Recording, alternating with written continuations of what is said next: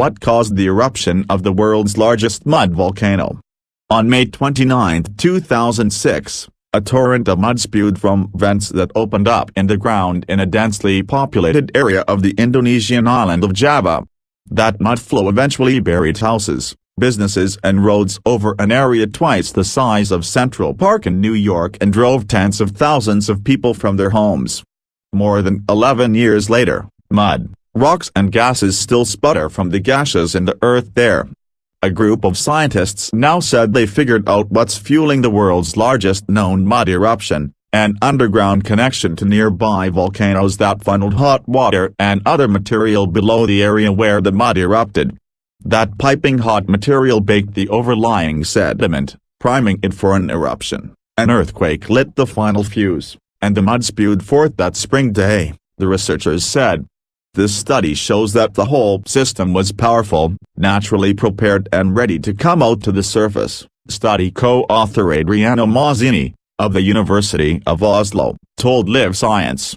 7 Ways the Earth Changes in the Blink of an Eye, the work, detailed online October 28 in the Journal of Geophysical Research, Solid Earth, is the latest salvo in a scientific debate over what triggered the eruption. That debate began nearly the moment the first mud shot up from the ground. While the researchers behind the new study favor the explanation of an earthquake trigger, another group thinks a nearby, improperly drilled oil well set things in motion. One of the scientists in the latter group also disputed the findings of the new study, though another seismologist not involved with any work on the mud volcano said the new findings were plausible, but not definitive without further evidence. Surprise eruption. Even though Indonesia is one of the most seismically and volcanically active areas on the planet, the mud volcano eruption came as a surprise, because there were no warning signs.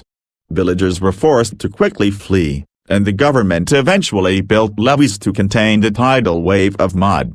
In the first few months, that material flowed at a rate that could fill 72 Olympic-sized swimming pools every day.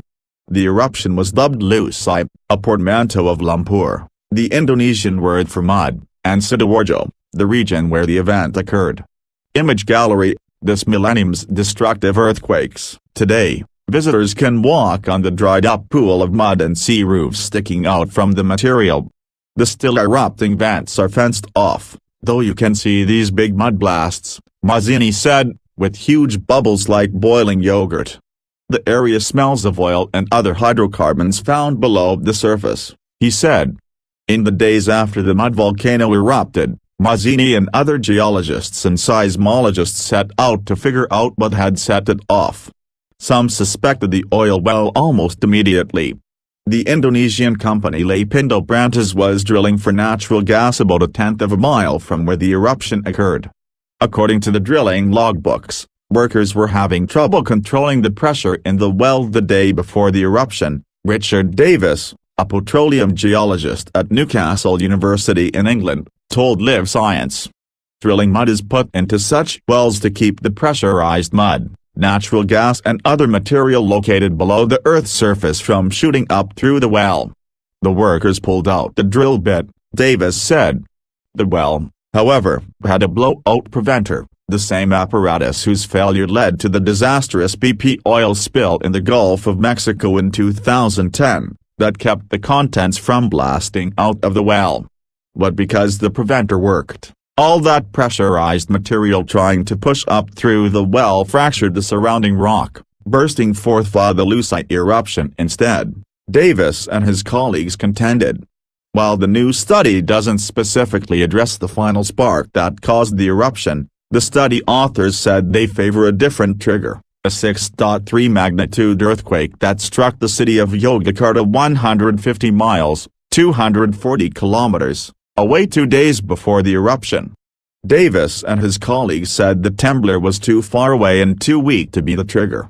Davis said he does agree with the authors on one point, that the fluids that led to the eruption likely traveled along a local fault system. And it is this fault system that researchers explored in the new study, which lays out the background setup for the eruption. What lies beneath? To get a look at what was happening under the ground in the area of the mud volcano, Mazzini and his colleagues set up a network of 31 seismometers. Seismic waves bounce off different types of rocks, fluids and even voids in different ways, and so scientists can use the waves to detect underground features, such as faults and volcanic magma chambers. The scientists saw features they interpreted as a magma chamber under the Arjuna-Wallarang volcanic complex, located a few miles away from the Lucite eruption, and a large feature under the mud volcano that appeared to connect to a tunnel. Sights and sounds, Kali's gurgling mud volcanoes. The researchers said they suspect the tunnel acted as a conduit to funnel material from the volcanic complex to the area under the mud volcano. As the material built up, it baked the surrounding, hydrocarbon-rich sediment, generating gases that built up pressure, priming the area to blow with the right trigger. The connection makes Lucite a hybrid system, Mazzini said, not a purely sedimentary mud volcano, nor hydrothermal volcanic system, but a meeting of the two. Davis said he disagrees with that interpretation of what the images show. He has done similar imaging under mud volcanoes near the Caspian Sea and said he thinks the researchers are simply seeing the typical jumble of faults and mixed-up sediments that have shown up under other mud volcanoes. "I'm highly skeptical of this paper," he said. Bill Mank, a seismologist at Columbia University's Lamont Doherty Earth Observatory in New York, has done similar studies, though not in Indonesia, and said the author's interpretation is entirely plausible because of the strength of the seismic wave signal they're seeing. "I thought this was an excellent paper," Mank said. The indirect nature of the images means that the results are somewhat ambiguous, though, he said. Other tests, such as one that measures how electricity travels through the ground, could back up the team's interpretation, as hot water is a good electrical conductor, Mank said. Mazzini and his colleagues also pointed to other evidence to bolster their interpretation. That includes the high temperature, more than 200 degrees Fahrenheit, 100 degrees Celsius, of the mud coming out of the vent and a match between the chemical composition of the gas coming out of the mud eruption and the nearby volcanic complex. Neither side in the debate over the cause of the Lucite eruption looks to budge anytime soon, though the drilling company has been ordered to compensate the victims, according to news reports. And regardless of the trigger, Lucite looks to keep leaking mud to the surface for a long time to come, keeping residents wary and the government working to control the onslaught.